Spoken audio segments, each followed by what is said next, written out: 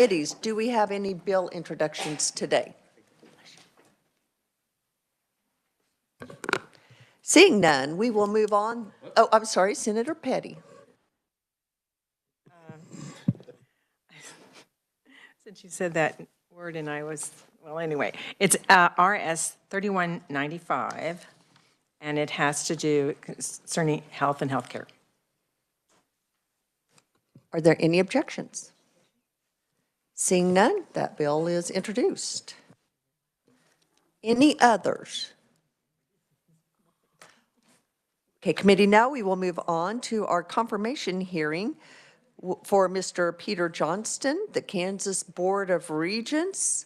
Mr. Johnston, welcome to committee.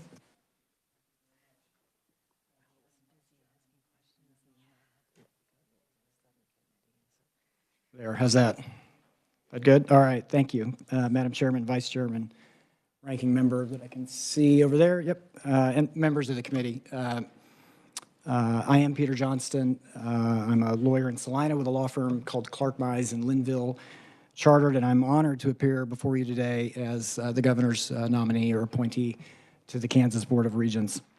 I have met or talked with just about all of you, and I want to thank you for those opportunities. In particular, I want to thank your staffs. Your staffs have all been fantastic with me to try to make those opportunities work, and I very much appreciate that. I am a lifelong Kansas resident. I've lived in Salina with my wife since 2000, spring of 2000, so nearly 26 years now. My wife, Sarah, is a family medicine physician in Salina. We've been married 28 years. We have two daughters who are both in college. I will confess to you up front that we failed to recruit either of them, and they're both out of state for college, but we are very, very proud of them, and I'm very blessed to have an amazing family. I spent my early growing up years in Pittsburgh, Kansas, did kindergarten through 5th grade there at Lakeside Elementary School in Pittsburgh.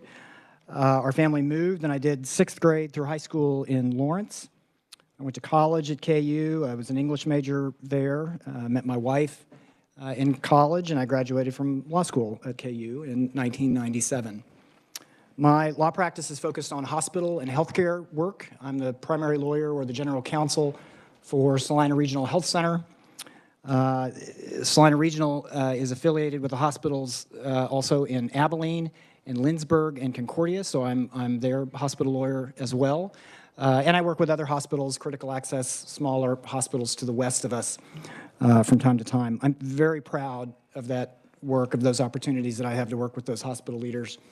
I'm very, very proud of the people that I get to work with, whether they're providers, board members, staff members.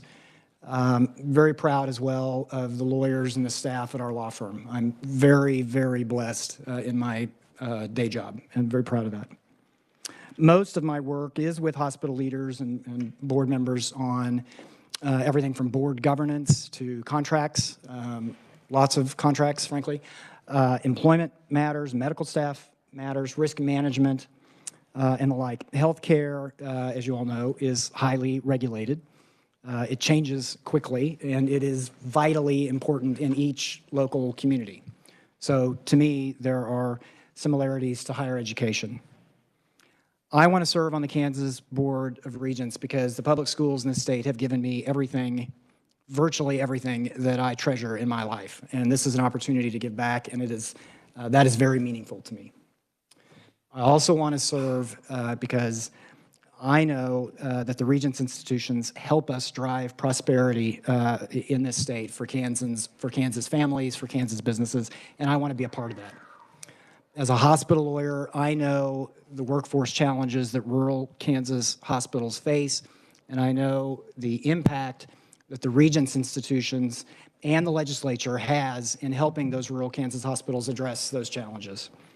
My wife, frankly, is a virtual poster child of those successes, so I want to talk about that just for a moment. Sarah was born in Beloit. She did most of her growing up years in Claflin. She graduated with 15 people in her high school class. Sarah did not grow up with physicians in her family or with great wealth or so-called connections. She went to med school on the Kansas Medical Student Loan Program, what we used to call the KMS or the KMSL program. That scholarship paid for Sarah's medical education, and it allowed her to do what she had wanted to do since she was in middle school, which is be a doctor in a smaller Kansas community that she could call home. And that is exactly what she has been doing and what we've been doing since 2000. To me, that's a terrific example, a powerful example of the benefit of higher education and, frankly, the legislature's support of higher education and of the Regents system. So today, among other things, today is also an opportunity for me to tell you that our family is grateful for the legislature's support of those programs and of higher education in the state. I would be honored to serve to help the Regents meet challenges that are facing higher education. I would be honored to partner with you to help the system improve, to stay strong, to get stronger, and to help continue to drive future growth in our state. So thank you again for the tremendous honor of allowing me to be here. I'm delighted to take your questions. Thank you so much. Questions from the committee? Senator Sykes. Thank you for being here, Peter. I've had the opportunity to talk with you multiple times. I just appreciate that. And I think you bring a great perspective, especially your wife, using a scholarship that was meant to make sure people remain in those rural communities. And so, but I know we have talked about some other workforce issues of just, I think, your experience and how to bring a different perspective of options, whether it's creating a ladder, re-educating, making sure that we have the workforce as there's changes. So if you would just elaborate maybe on some of those conversations that we've had. Thank you. Thank you. I'm glad to. Thank you, Senator. Yeah, I think, you know, one opportunity, if my understanding, if I'm seeing it correctly, is that there's some, for example, there's some dollars coming in through the Rural Health Transformation Program that may be earmarked for allied health professionals to enjoy the same sort of scholarship opportunities that the KMS provides for physicians. I think those programs work, candidly. Now, you know, you're always going to have that, whether it's a 5-year commitment or whatever it is, you're always going to have those cases where the person does the 5 years and they, you know, leave. I'm not sure there's anything to do about that other than just to do all that you can to select well. I think Kansas rural communities sell themselves, so I think those are rarer than common. But yeah, I think those programs work extremely well. In my world, you know, I think Salina area VOTEC is doing a great job of putting out nurses and getting the word out to people to go into the health professions. I think as we know our demographics are changing. We know there's, you know, the enrollment cliff that you hear that's real. Those are challenges for the schools, and I think one way, frankly, to be responsive to that challenge is to be responsive to workforce needs. I think if our schools are directly responsive to what employers need, that helps. I think if they're directly responsive to what the market of students need, that is helpful. And whether they're students that are in what we used to call traditional age range or whether they're in what we used to call the non-traditional age range, because frankly, I think those are going to blend, and you're going to see more of what we used to call non-traditional students going back to get the certifications, to get the extra education that they need to move up in their organization or move up in their career, and the schools are smart to be responsive to that. So, yes, ma'am. Senator Hill, then Senator Rose. Thank you, Madam Chair. Thank you, Mr. Johnston, for being here. It's been a pleasure to get to know you a little bit better, and I want to say up front how much I appreciate the work that you've done with Salina Regional and Memorial Health Systems. I know it's been much appreciated. It's interesting you mentioned that your undergraduate degree was in English language arts, I believe. Is that correct? English, yes, sir. And I think, you know, this committee and the one like it in the House has really focused on literacy. As you know, some reports indicate that 30% of children in our state are functionally illiterate. And I wanted to get a little bit of your opinion of the Regent's position in that and the direction you would like to see the Regents schools and particularly their teacher training programs, how they should address illiteracy in our society? Well, I think they should, and the first thing I would, one of my law school professors told us to, disclose ignorance. So I will tell you that I'm going to be smarter. I would like to be smarter about that as a board member than I probably am right now. But literacy is extraordinarily important across the spectrum, including to the Regents institutions. It needs to be a partnership in which they are fully invested and fully engaged. I think you and I talked. Susie Timms is a Hall of Fame teacher in Pittsburgh at Lakeside. She taught me to read along with my mom, and you can't have a greater impact on no one has had a greater impact on my life than those two women in that regard. I mean, you can't have a greater impact on somebody's life than teaching them how to read. So I think those programs are important. I think the Regents institutions need to be a part of those discussions. I think along with math education, sometimes we find that, oh, well, we've been teaching it all wrong. We need to teach it this way. And I'm open-minded to those evolutions, but I'm cautious about them, frankly, because I think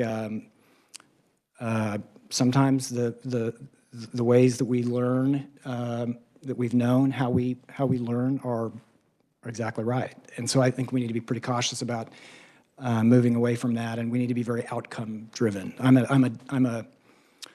For an English major, I'm a pretty data-driven person, and I want to see the outcomes, and I want to see the outcomes improve, as I know you do. Thank you so much for your comments. Yes, sir. Yes, sir. Senator Rose. Thank you, Madam Chair, and thank you, Peter, for being here. I don't think anybody would claim that our Board of Regent Universities are the epitome of perfection. So what changes would you like to see made at these universities? I would like to see them, I think we can do better at planning for what I see as a dramatic, transformational demographic shift. I see a lot of buildings sometimes, and 2 years ago, our schools were having to practically refigure closets to stuff kids into the closets because the numbers were high. My daughter's a freshman right now, and I think her class was like the high water mark. And K-State and KU and Wichita, they're all, they're trying to figure out where to stuff these kids. That's not going to be the case in the coming years, and I don't know that I see ideal preparation for that. I don't know what are we going to do with those buildings? I mean, we've got these giant suite-like apartments and dorms. What are we going to do with them? That's one thing that that I'm concerned about. The other thing I would tell you that maybe it sounds like the lawyer, but cybersecurity worries me. I don't know about our systems at these institutions. I worry about our systems' age. I worry about the security. Again, in the hospital context, that keeps me up at night. It's nobody. I'm not casting aspersions. It's not a fault thing. It's just that when you have old institutions and old infrastructures, sometimes that includes the cyber infrastructure, and I worry a great deal about IT. Those would be two that I think I would initially change. So I appreciate that. Thank you, Madam Chair. Senator Argabright. Thank you, Madam Chair. I have a couple questions, and I don't want to be redundant here because Senator Rose kind of hit on mine, but I was going to ask you what your top two efficiency areas that you would look at as a Board of Regents with our Regent schools.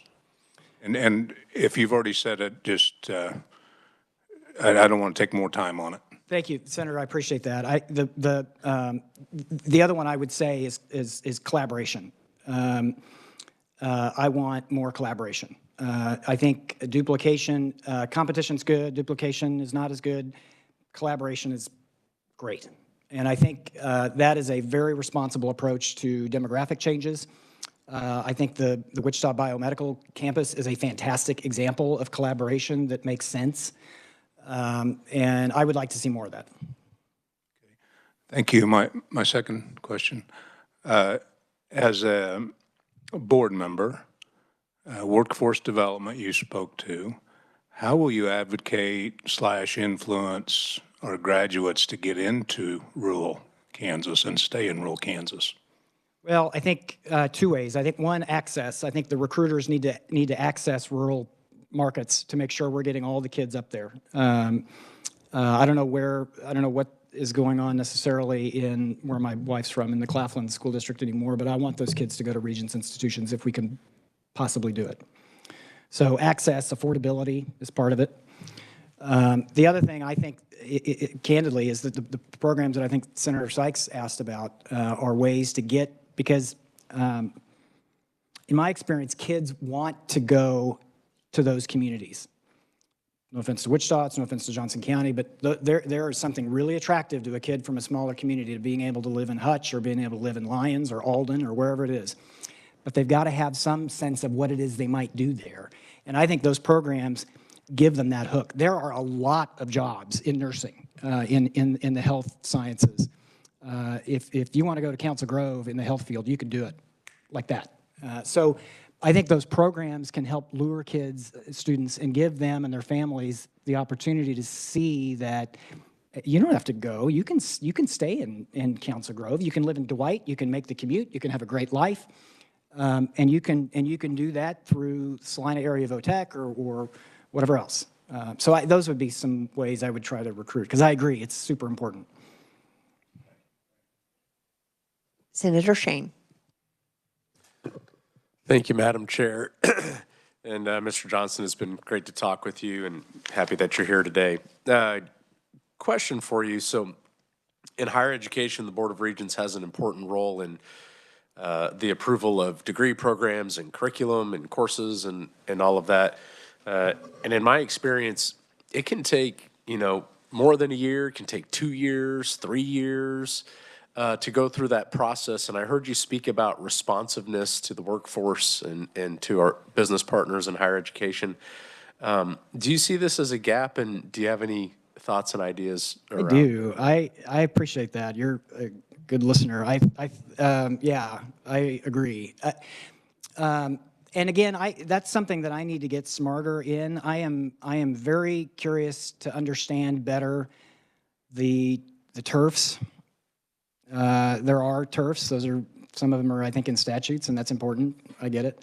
But on the other hand, yeah, you got to be nimble. And it's hard when you're the University of Kansas or if you're whatever, but you got to be nimble. And I agree with you. I would want to push those processes. In my world, there's a very analogous circumstance where you can go into a hospital and you can say, how long does it take you to credential a new provider? You've paid a signing bonus, you've done some student loan assistance, you've got them in there. Now, why does it take 120 days to get them before they're able to be credentialed and to be able to help people in your hospital? Usually it's just a paperwork thing. Usually it's just getting the medical staff committee to do it, get the board, or get everybody organized on the same page to get the process moving. And I agree with you. That is something that I'm curious about, because we need to be more nimble. We need to be more responsive.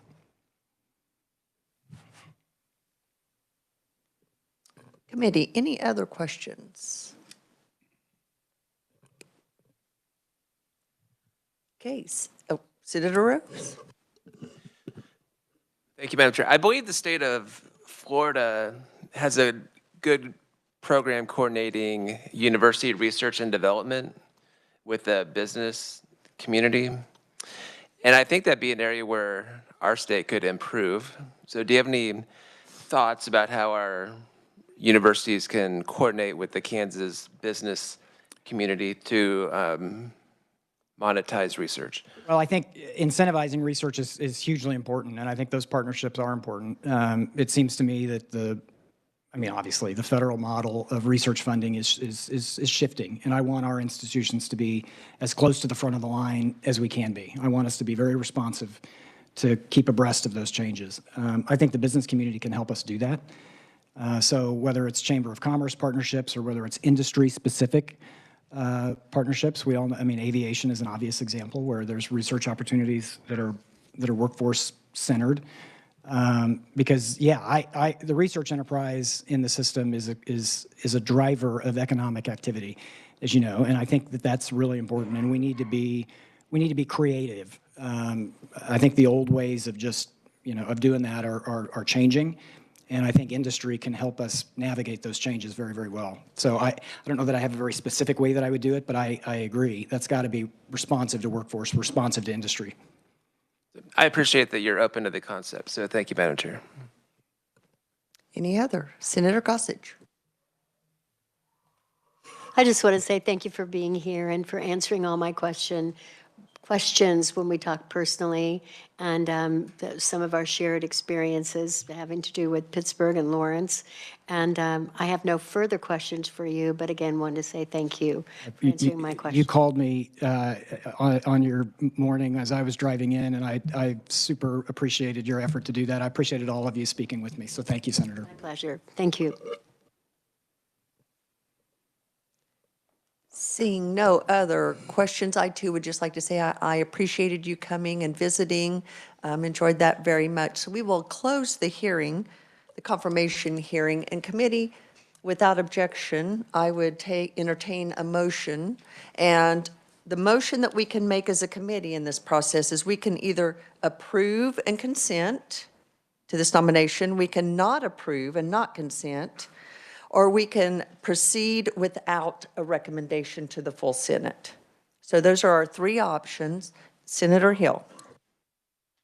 Madam Chair, I would like to move that we approve and consent to the entire body. We have a motion. We have a second by Senator Murphy. Any discussion? Any conversation? Seeing none, all in favor say aye. Aye. Approved, no. Motion passes. Congratulations. You will now go to the full Senate, Mr. Johnston.